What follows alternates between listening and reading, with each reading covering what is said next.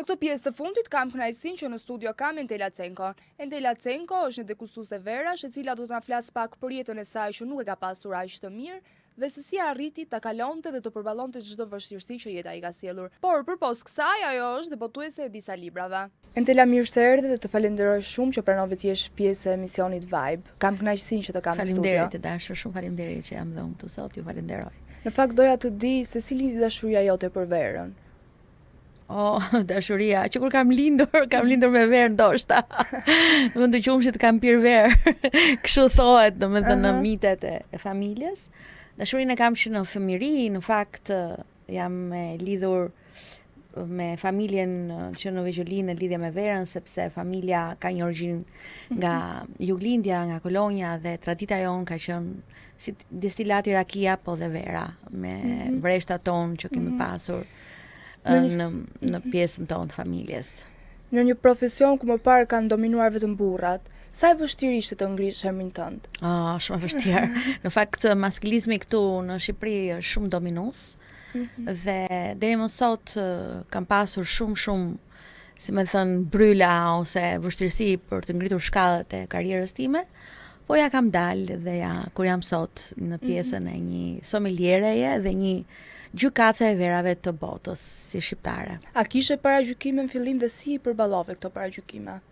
Shikoj, paragjykimet janë për çdo lloj fushë dhe për çdo lloj si më thënë profesionalizmi që mund të ketë çdo kush në anën edhe të karrierës. Por unë kam përballuar shumë mirë, mirë. Nuk e kam problem fare gjykimet e njerëzve para gjykimet. Cili ishte momenti kur e kuptove që nuk ishe një pasionante e verës, por ishe një profesioniste? Në fakt, kur mbasi mbarova ekonomikun si pjesë të universitetit, duke qenë se më pëlqente shumë pjesa e ushqimit edhe e verës, kalova më tej në anën e menaxhimit të restoranteve të hoteleve. Dhe kështu që filloi pak nga pak që kjo botë të zhvilloheshe nga pasioni të kalonte në profesion. Çfarë të jep ky profesion përveç anës ekonomike? Nuk është këtu në Shqipëri, e dashur, nuk është se ky profesion të jep diçka. Nuk është se ne vlerësohemi në Shqipëri ashtu siç duhet. Megjithatë, të jep një satisfaksion të mrekullueshëm mes njerëzve që duan të kuptojnë botën e verës dhe ata që ata mësojnë dhe një histori në lidhur me këtë lëng të mrekullueshëm që quhet verë. Jam kurioze të di, a e njeh dhe a e kupton mirë publiku të gjithë ato që janë të interesuar punën tuaj? Po, pak nga pak kultura e botës së verës ka ndryshuar në këto vitet e fundit.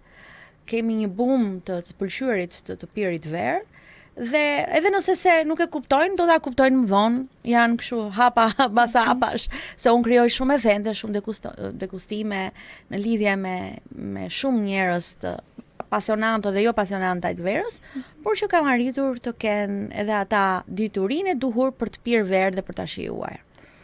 Ne në ekran të shohim gjithmonë të qeshur dhe unë ta thash dhe më parë që je shumë pozitive dhe shumë e mirë. Por doja të di se sa ndryshon Entela nga publiku, nga ekranet, me Entelën kur kthehet në shtëpi.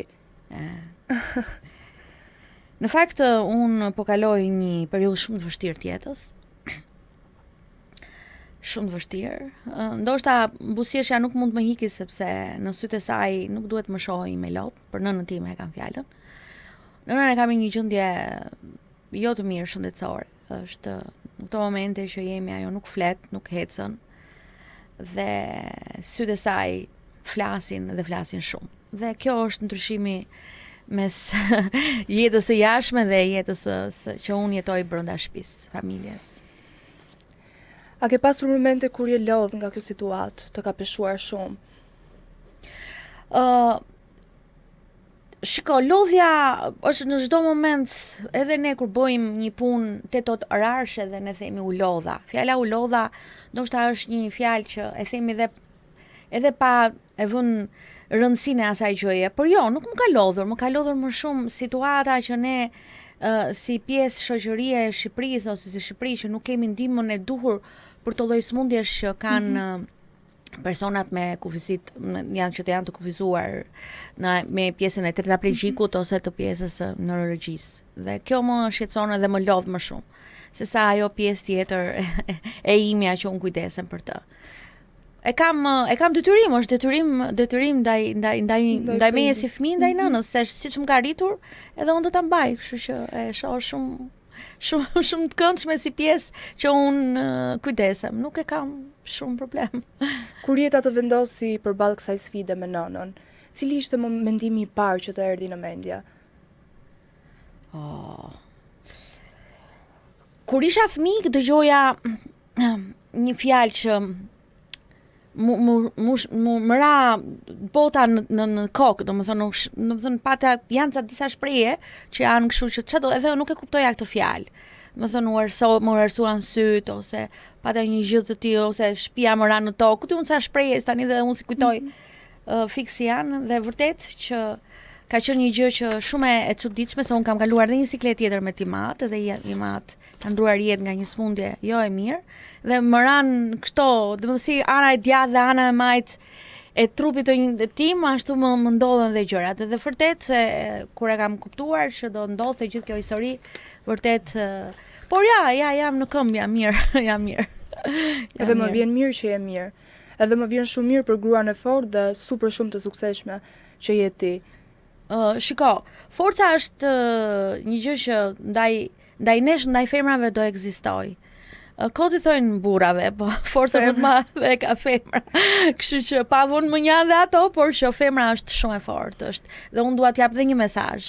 Po patjetër. Që çdo kush mund të ketë probleme, çdo kush ana shëndetësore është gjëja më kryesore për çdo familje dhe unë uroj të gjithëve të jenë mirë me shëndet. Por që asnjëherë duhet ta humbin shpresën dhe besimin që çdo gjë do ecë përpara për mirë. Asnjë gjë duhet të ecë për ta mendojmë për keq, sepse çdo gjë është e shkruar. Ka një rrugtim jeta ose njeriu në jetë që është e shkruar. Ne do kujdesemi deri në pikën e fundit çdo kush që është, por që është një rrugtim i vështirë, por jo i pamundur. Këtë unë e mendoj për të gjithë femrat. Jo vetëm për femrat, por edhe për meshkujt sigurisht. Për të gjithë. Për të gjithë. Të thash më parë që je shumë e suksesshme. Çfarë roli ka pasur nëna jote në këtë grua që ti je sot? Roli kryesor të jetës time dhe mbështetjes është edhe babai dhe nëna, të dy unë kam qenë shumë e lidhur me prindrit, sepse vllai shumë shpejt na është larguar nga familja sepse është ka emigruar, dhe mua më ka rënë që të jetoja me të dy prindrit, më thënë, isha si fëmijë e tyre e vetme në afërsisë, jo se si. Dhe ishte mbështetje që të ecja në këtë rrugtim edhe te babai që puna madhe që je femër, ti duhet ecësh përpara, le të shikoj maskilizmi ose meshkujt në një sy ndryshe, ti vazhdo përpara. Pastaj nëna ishte ajo që ishte kujdesi më të veçantë kishte kur dilja në për emisionet ose kur dilja në për intervista që ishte veshja e saj që ti të dukesh më e kuruar dhe më e bukur në emisione sepse ka një transmetim ndryshe tek njerëzit dhe impakt. Kështu që kujdesi ka qenë 100%. Unë përpara se ajo të smunesh, unë e merja në evente, i mësoja për verën, ajo degustonte bashkë me mua me miqtë e mi, ishte gjithmonë në tavolinat e mia. Kështu që ishte ajo mbështetja që më jepte gjithmonë. E kam pasur shoqen time të ngushtë, nuk është se kam, por që shoqja ime ngushtë është mami ime. Edhe s'ka gjë më të mirë se të kesh shoqe të ngushtë mamin. Po vërtet ta them me plot gojën që shoqe me plot kuptimin. Cila ka qenë këshilla që ta ka dhënë gjithmonë dhe mban mend gjithmonë ti? Një këshill. Në jetë mos haro buzëqeshje dhe shkëlqimin e syve. Kjo është ajo që më thot. Sepse çdo kush mund të ketë momente jo të mira, por mos i haro. Ka njerëz që dorëzohen përballë vështirësive. Ti si zgjodhe të vazhdosh, nga e merr forcën? Jo se unë nuk dorëzohem herë, jo se unë nuk kam këto problemet e mia, por është një forcë brenda vetes që të thret, është brenda shpirtit, të thret, diçka të thret dhe duhet të unë faktikisht kam edhe një problem me shpatullat edhe me hernien që her pas here nuk ndihem mirë Dhe dua që për shembull që ti kur jam me shtrirë kështu që të ri të qetësohem, por është ajo forca që të shikoj mamin, të shikoj të lëviz edhe haroj fare veten, edhe është brenda, është nuk di si ta shpjegoj, nuk e di si mund thonë, si thonë që nëna tek fëmia ka një forcë të jashtëzakonshme, por ana sjellës dhe fëmia për tek nëna është e jashtëzakonshme. Kështu unë e ndjej. A ka ditë kur jeta të duket e padrejtë? Ka orë, thua. Se ditë sigurisht që ka. Më duket shpesh herë, por që këtu jetojmë në këtë vend. Të bukur, por dhe të vështirë. Të drejtë dhe të pa drejtë. Ti ke provuar kulmin e suksesit dhe një dhimbje të madhe dhe vështirësi shumë të mëdha. Pas gjithë kësaj që ke kaluar, si e përkufizon suksesin sot? Në një fjalë të gjatë ose në një fjali të gjatë duhet ta përkufizoj që dashuria dhe dëmshuria janë një dhe njeriu duhet të ecë përpara. Kjo është ajo që unë mund të them që sado që të sukses ti ke, ti duhet të jesh edhe bashkë me dhimbjen dhe bashkë me njerëzit që ke afër, se nuk të bëhemi fodull që ne kemi kaluar nivelet më të larta të suksesit. Por ajo që është baza, është ajo që është dëmshuria që kemi ndaj njerëzve. Çfarë do mos të afërmë. Çfarë do t'u thojë të gjithë grave që përballen me një barkë kaq të madh dhe familjare, por nuk duan të heqin dorë nga ëndrat e tyre dhe nga suksesi? Unë mund të them që çdo gjë harihet me shumë vështirësi, sepse sigurisht që dita ka 24 orë, nuk ka më shumë. Dhe brenda 24 orëve ne nuk mund të bëjmë më shumë se ç'na duhet ose na duhet, por që duhet të kenë forcën e tyre që të ecin përpara, sepse ne do ta kemi gjithmonë. Shumë njerëz të njohin për profesionin që ti ke. Por jo të gjithë e dinë që ti ke vendosur të shprehesh përmes letërsisë duke shkruar një libër. Si lindi? Libri ka kohë që është menduar mes miqve, në eventet që unë kam bërë, lexoja çdo kohë poezit e mia që krijoja. Para disa vitesh kam shkruar një libër tjetër, por nuk e kam botuar, mendova të botoja këtë të parin. Dhe kështu mes rreshtave të rrjedhave të familjes ime më im vlla që është atje, pa një bindje shumë madhe që unë duhet ta bëja këtë libër. Dhe ja ku jam me nota frutore e një puthjeje. A ishte libri një mënyrë për të shëruar veten? Jo. Libri është një mënyrë për të ecur përpara. Domethënë shërim nuk mund ta quaj sepse unë nuk mund të shërohem nga ajo gjë që kam. Kështu që nuk mund ta them që ishte shërim, është për të ecur përpara. Nuk e di sa do jetë e mundur të na interpretosh disa rreshta të librit. Atëherë siç e thash, libri quhet Nota frutore e një puthjeje, është kjo kopertina.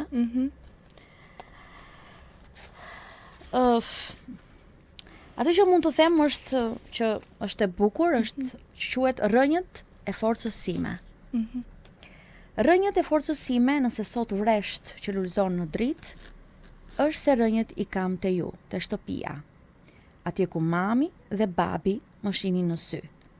Kur rruga bëje e thyer si vija, ma klini vllai im në krah për krah në çdo mundim. Dhe Bora, që me çdo ditë jeton me ne, bashkë me ju gjeta çdo udhtim, në çdo stin të jetës, në çdo sfidë të tonën. Dhe ti Rizi, që emrin e tij Meti mban me nder, sill imazhin e tij si një bekim në jetë. Me Lea Jasminën, lulet tonë me vlerë, që çdo ditë e bën të bukur dhe të vërtet. Me sëmundit, të formimit të shijes që njoha, me zverave që mësuan shpirtin të flas. Ju ishit dielli kur më mundte koha, dhe vatra ku shpresëm kur se lash.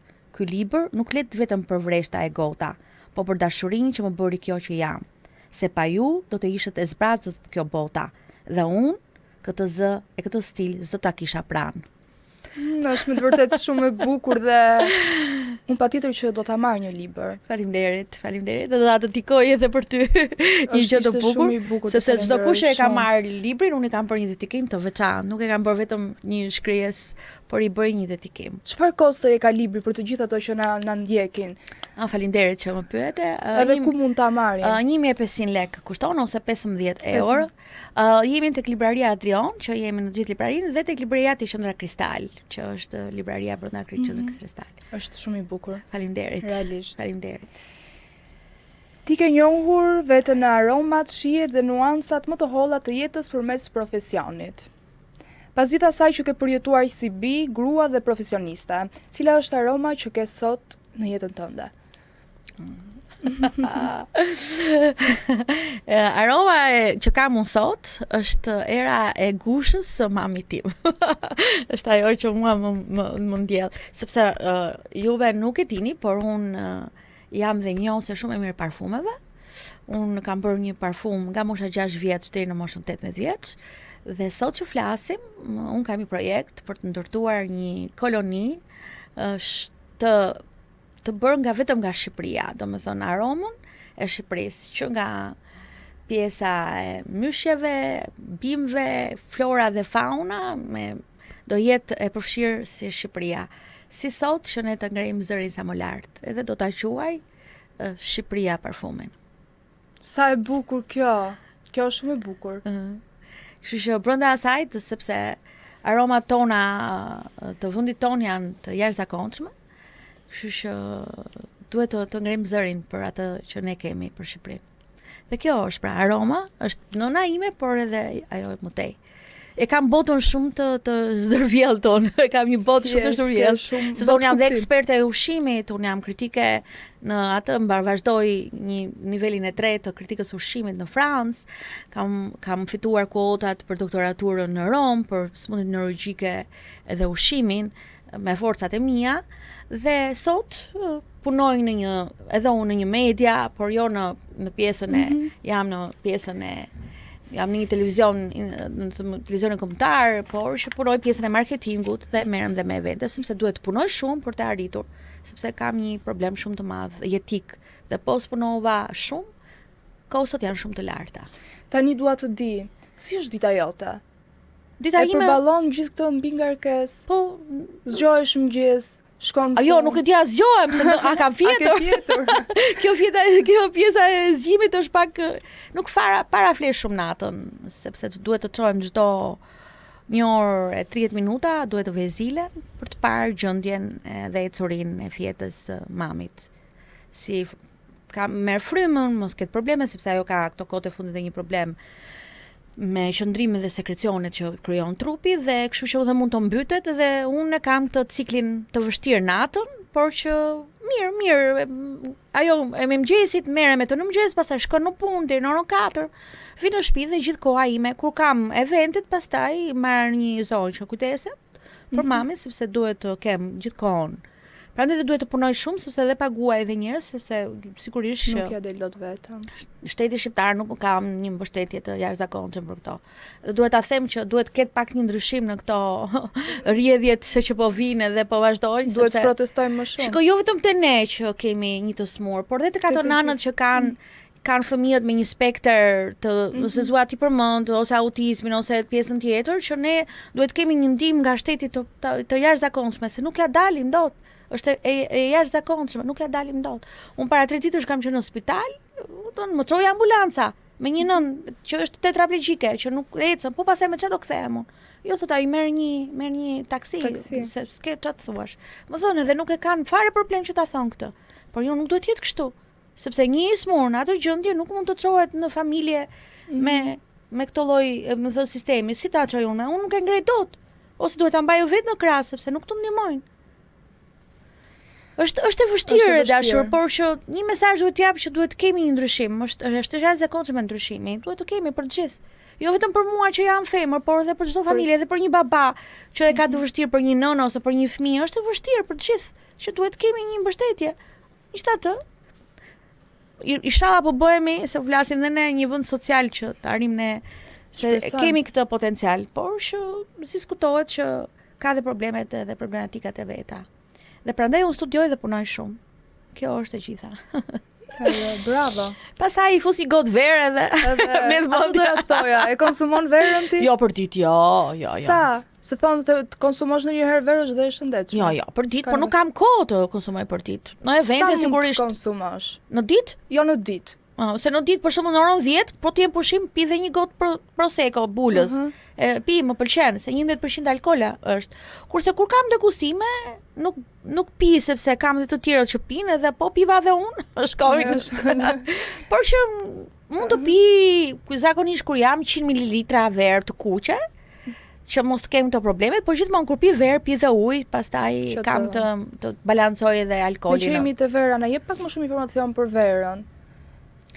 Po, tani për stinën e verës njerë nuk ju rekomandoj verë të kuqe për gjithë periudhën e ditës ose vetëm për në darkë dhe mund të pim gjëra të freskëta, një alkool me përqindje të ulët, 11-12%, sepse vetë natyra e diellit edhe temperaturat e larta krijojnë probleme. Kjo, do në gjëra të freskëta duan.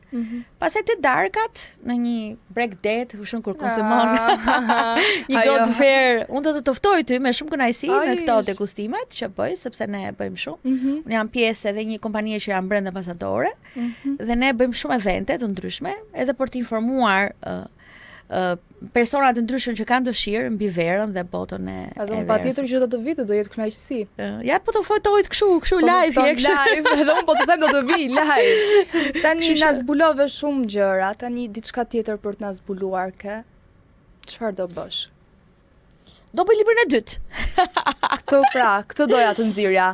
Çfarë përmban libri i dytë? Libri i dytë ka për Shqipërinë, restorantet e Shqipërisë, pjatat tona, vera jon edhe poezia e ndërthurur. Do me thënë, do jetë një libër që nga Vermoshi deri në Konispol të gjitha restorantet që unë do t'i përzjedh bashkë me përfaqësuesit e librit që do jenë pjesë sepse këtë libër ne duhet ta çojmë dhe jashtë, sepse edhe këtë libër që kam bërë, unë do ta përkthej anglisht edhe italisht, do ta çoj në diasporë, por dhe librin e parë, do të thënë të dytë që do bëj, do ta kaloj në gjuhë të huaja, për të qenë, sepse ne Shqipërinë duhet ta promovojmë në pjesën e turizmit. Kështu që libri është impenjativ, është shumë impenjativ për të zgjedhur, kam filluar është baza materiale, sepse pjatën që unë do fotografoj ose të nxjerr, do ta bëj dhe me ingredient, po dhe duhet ta kem përshkruar. Dhe ky përshkrim do jetë në poezi. Bravo, realisht bravo. Do të thonë se nuk është përshkrim që unë do them një përshkrim rastësor, do të thonë do bëj një përshkrim mbi poezinë dhe verën që shkon. Do të thonë ky kombinimi mes ushqimit edhe verës.